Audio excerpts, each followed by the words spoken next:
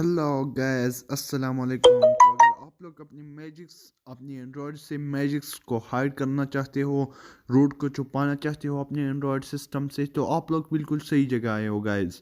Video को आखिरी तक देख लो। तो चले, सबसे पहले आप लोग अपना मैजिक्स मैनेजर खोलें। मैजिक्स मैनेजर खोलने के बाद आप लोगों के पास कुछ इस तरह सा इंटरफेस आ जाएगा। आप लोगों को स्क्रॉल डाउन करना है, ये 4 ऑप्शंस आ जाएंगे, इस पर सेकंड वाल पर क्लिक करना है। तो गैस आप लोगों के पास 2 ऑप्शन आ गए, मैजिक्स हाइड एंड शेल। आप लोगों को मैजिक्स हाइड पर क्लिक करना है। जैसे ही मैंने मैजिक्स हाइड पर क्लिक कर लिया, ये थोड़ा लोडिंग लेगा। तो गैस लोडिंग के बाद इस तरह सा इंटरफेस आ गया है।